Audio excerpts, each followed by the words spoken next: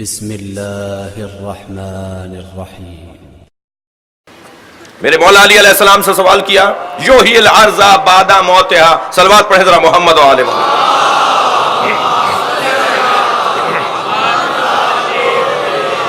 قرآن مجید کی یہ آیت کہ یوحی الارض بعد موتہا، اللہ نے زمین کو مر جانے کے بعد دوبارہ زندگی عطا کی۔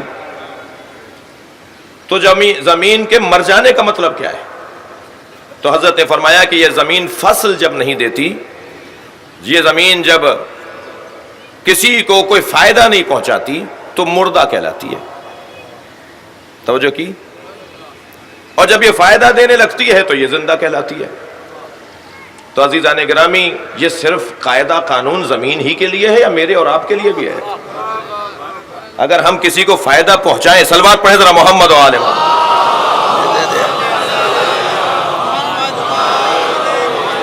تو ہم زندہ کہلائیں گے، اور اگر ہم کسی کو فائدہ نہیں پہنچا رہے تو ہم زندہ بھی ہوں گے تو زندہ نہیں ہوں گے۔ اور علی کے منطق کے مطابق زندگی گزارنے والوں کو پیغام دے رہا ہوں، مولا فرما رہے ہیں میتیں دو طرح کی ہوتی ہیں، کچھ لیٹی بھی میتیں ہوتی ہیں، کچھ چلتی پھرتی میتیں ہوتی ہیں۔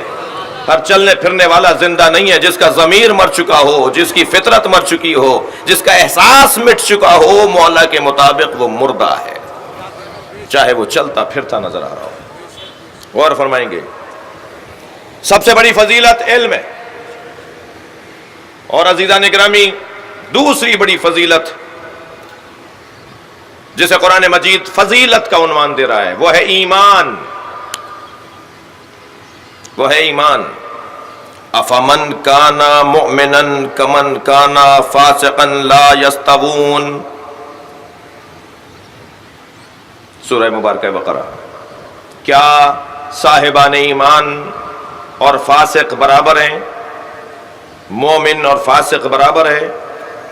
مولا کی افضلیت کے باب میں ایک دوسرا عنوان یہ آئے گا کہ علی بن ابی طالب مومن نہیں ہے، امیر المؤمنین ہے۔